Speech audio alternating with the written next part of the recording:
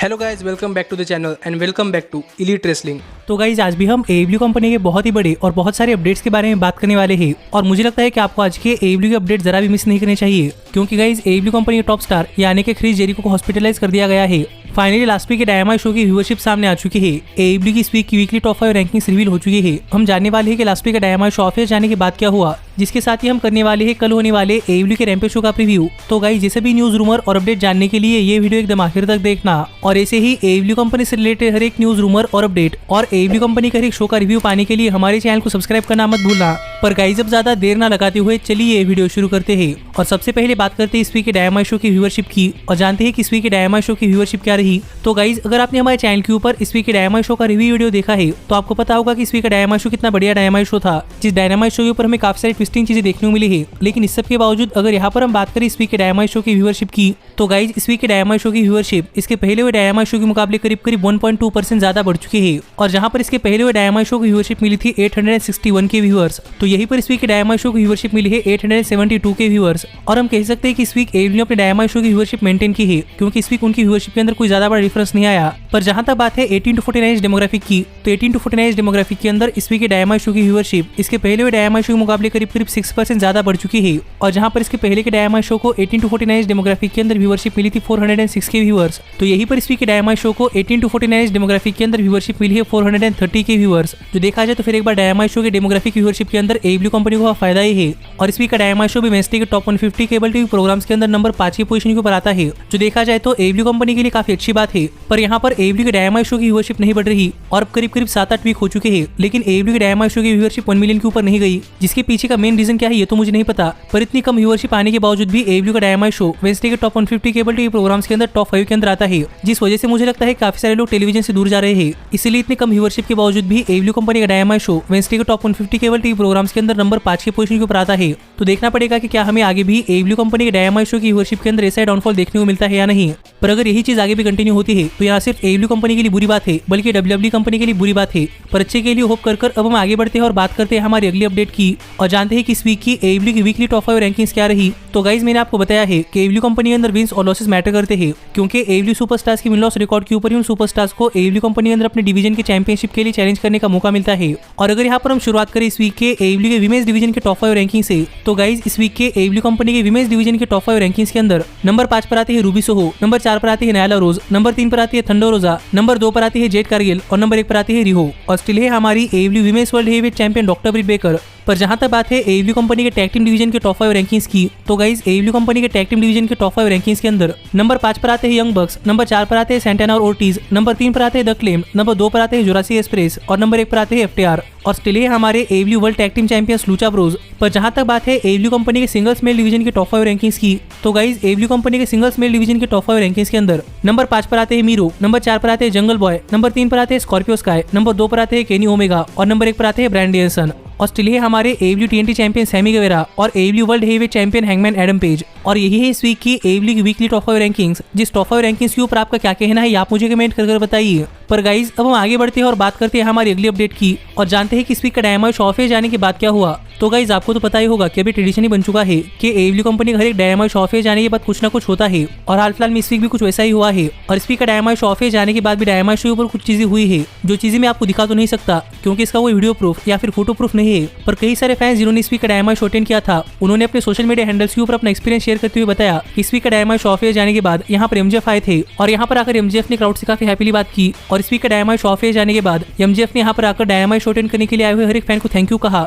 जो बातें कुछ फैंस ने अपने सोशल मीडिया हैंडल्स के ऊपर शेयर की है। और अगर ये बातें सच है तो गाइस कहना पड़ेगा कि इस वीक का डायनामाइट शो ऑफ जाने के बाद प्रोबेबली MJF ने अपना कैरेक्टर ब्रेक कर दिया है। पर बुरी बात यह है कि हमारे पास इसका कोई फोटोग्राफ या फिर वीडियो प्रूफ नहीं है, पर यहाँ पर MJF ने पॉसिबली अपना कैरेक्टर ब्रेक कर दिया है, जिसके ऊपर आपका क्या कहना है आप मुझे कमेंट कर बताइए। क्योंकि सच में MJF AEW कंपनी के टफेस्ट सुपरस्टार है जो कि कभी भी अपना कैरेक्टर नहीं ब्रेक करते। इसलिए अगर इस चीज का कोई वीडियो प्रूफ या फिर फोटोग्राफ भी होता तो मैं आपको डेफिनेटली दिखाता, पर हमारे पास ऐसी कोई चीज मौजूद नहीं है। पर गाइज अब हम आगे बढ़ते हैं और करते हैं कल होने वाले AEW के रैम्पेज शो का प्रीव्यू और जानते हैं कि कल होने वाले AEW के रैम्पेज शो के लिए AEW ने कौन कौन चीजें पहले से एडवर्टाइज कर दी है और हमें कल होने वाले रैम्पेज शो के ऊपर कौन कौन चीजें देखने को मिल सकती है। तो गाइज आपको तो पता ही होगा कि कल AEW कंपनी का रैम्पेज शो है और फिर एक बार AEW ने अपने रैम्पेज शो के लिए बहुत सारी चीजें पहले से एडवर्टाइज कर दी है। और जो सबसे पहली चीज जो कि AEW ने कल के रैम्पेज शो के लिए पहले से एडवर्टाइज कर दी है वो है AEW कंपनी के मेंस डिवीजन से एक नॉर्मल 1-on-1 मैच, जहां पर हमें एडम कोल व्हीलर यूथा को फेस करते दिखाई देने वाले हैं। जिस मैच के दौरान रिंग साइड पर यंग बक्स, बॉय फिश, बेस्ट फ्रेंड्स और ऑरेंज कैसिडी भी रहने वाले हैं। और अगर यहाँ पर हम बात करें इस मैच की बैक स्टोरी की तो गाइस हम काफी दिनों से देखते हुए आ रहे हैं कि एडम कोल और ऑरेंज कैसिडी के बीच में एक फ्यूड स्टार्ट हो चुकी है। और हमने लास्ट वीक के डायनामाइट शो पर देखा था कि जब एडम कोल ऑरेंज कैसिडी ऊपर अटैक कर रहे थे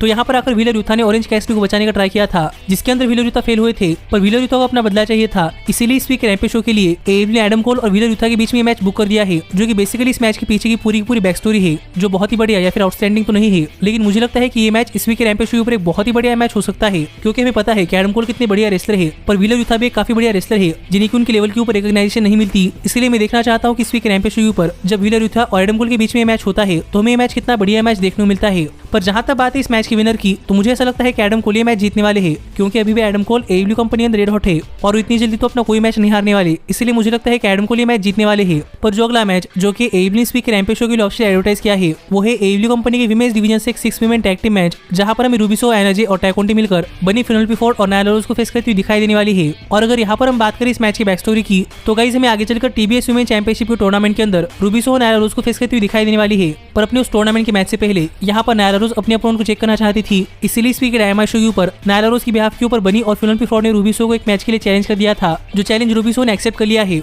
और यहाँ पर रूबी सोहो की इस मैच के अंदर पार्टनर कोई और नहीं बल्कि डार्क ऑर्डर के मेंबर यानी कि एना जे और टैकोंटी होने वाली है, जो कि एक बहुत ही बड़े रेसलर है। इसलिए देखना पड़ेगा कि इस वीक के डायनामाइट शो के ऊपर जब हमें विमेंस डिवीजन से 6 वुमेन टैग टीम मैच देखने को मिलता है तो ये मैच कितना बढ़िया मैच होता है। और फिर एक बार ये AEW की विमेंस डिवीजन से एक मल्टीपर्सन मैच है, इसलिए मुझे लगता है कि ये मैच काफी बढ़िया मैच होगा। पर जहां तक बात है इस मैच की विनर की तो गाइज मुझे ऐसा लगता है कि रूबी सोहो, एना जे और टैकोंटी ये मैच जीतने वाली है। और क्या पता है मैच खत्म होने के बाद यहाँ पर नायला रोज, फिनोपेलर फोर्ड और बनी मिलकर रूबी सोहो के ऊपर अटैक कर दे, पर मेरे हिसाब से रूबी सोहो ये मैच जीतने वाली है। पर गाइज जो अगला मैच जो कि AEW ने इस वीक के रैम्पेज शो के लिए पहले से एडवर्टाइज कर दिया है वो है AEW कंपनी के मेंस डिवीजन से एक नॉर्मल 1-on-1 मैच, जहां पर हम हुक, फ्लेगो, डेल सोल को फेस करते हुए दिखाई देने वाले हैं। और अगर यहाँ पर हम बात करें इस मैच की बैक स्टोरी की तो गाइज यहाँ पर इस मैच के लिए कोई बैक स्टोरी नहीं है, लेकिन ये मैच टैज की बेटी हुक का AEW कंपनी अंदर डेब्यू मैच है, इसलिए देखना पड़ेगा कि ये मैच कितना बढ़िया मैच होता है और हुक के डेब्यू मैच के अंदर हुक की परफॉर्मेंस कैसी होती है, क्योंकि हमने आज तक कभी हुक को रेसल करते हुए नहीं देखा, इसलिए मैं यहाँ पर हुक को रेसल करते हुए देखने के लिए एक्साइटेड हूँ और मुझे भी देखना है कि हुक की रेसलिंग स्टाइल कितनी बढ़िया है। पर जहां तक बात है इस मैच की विनर की तो ये मैच AEW कंपनी अंदर हुक का डेब्यू मैच है, इसलिए मुझे ऐसा लगता है कि हुक ये मैच जीतने वाले हैं। पर देखना पड़ेगा कि ये मैच कितना बढ़िया मैच होता है। पर जो आखिरी मैच जो कि AEW ने इस वीक के रैम्पेज शो के लिए पहले से एडवर्टाइज कर दिया है वो है AEW के मेंस डिवीजन से एक नॉर्मल टैग टीम मैच, जहां पर हमें लूचा ब्रोस FTR को फेस करते हुए दिखाई देने वाले हैं। और अगर यहाँ पर हम बात करें इस मैच की बैक स्टोरी की तो गाइस हम काफी दिनों से देखते हुए आ रहे हैं कि जब से लूचा ब्रोस AEW कंपनी के वर्ल्ड टैग टीम चैंपियंस बने हैं तब से FTR लूचा ब्रोस के ऊपर अटैक कर रहे हैं, क्योंकि FTR ये प्रूव करना चाहती है कि FTR लूचा ब्रोस एक बेटर टैग टीम है और FTR AEW कंपनी के world tag team championship deserve करती है। इसीलिए हमें फाइनली इस वीक के रैम्पेज शो के ऊपर लूचा ब्रोस और FTR के बीच में नॉर्मल टैग टीम मैच देखने को मिलने वाला है, जो मेरे हिसाब से एक बहुत ही बढ़िया मैच होगा, क्योंकि इसके पहले भी हमें AEW कंपनी के फुल गियर पेपर व्यू पर FTR लूचा ब्रोस को फेस करते हुए दिखाई दिए थे, जो कि एक बहुत ही बढ़िया मैच था। इसलिए मुझे लगता है कि हमें मैच डिसपॉइंट नहीं करेगा। लेकिन जहां तक बात है इस मैच की विनर की तो मुझे यहाँ पर ऐसा लगता है कि प्रॉब्ली FTR मैच जीतने वाली है, क्योंकि अब तक इस मैच के अंदर AEW company world tag team championships on the line नहीं है, जिस वजह से मुझे यहाँ पर ऐसा लग रहा है कि FTR मैच जीतने वाली है। और इतनी ही चीजें हैं जो कि AEW ने इस वीक के रैम्पेज शो के लिए पहले से एडवर्टाइज कर दी है। और इसके अलावा अगर इस वीक के रैम्पेज शो के ऊपर कुछ होता है तो वो क्या है ये मैं आपको कल सुबह हमारे चैनल के ऊपर AEW के रैम्पेज शो के रिव्यू वीडियो के अंदर बता दूंगा। पर अगर आप वो वीडियो मिस नहीं करना चाहते तो हमारे चैनल को सब्सक्राइब कर नोटिफिकेशन बेल ऑल पर सेट करना मत भूलना।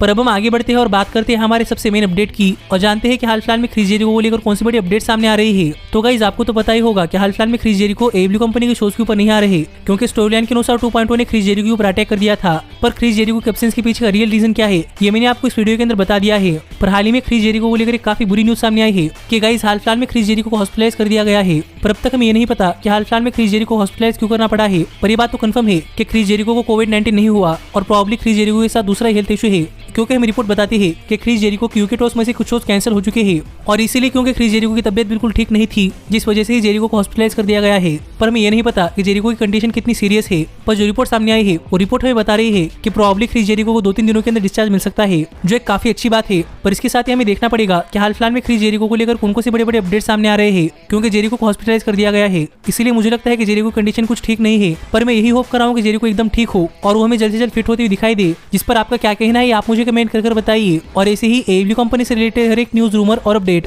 और AEW कंपनी के हर एक शो का रिव्यू पाने के लिए हमारे चैनल को सब्सक्राइब करना मत भूलना। पर गाइज अब मैं मिलता हूँ आपसे अगली वीडियो के अंदर। पर तब तक stay healthy, stay happy and keep watching elite wrestling. Hey, did you like that video? Click the screen for more. And where do you think you're going? Check out our official merchandise page and to support the entire cast. And thanks so much for being the elite. The elite, the elite. What, Nick, you're not going to sing it all with me this time?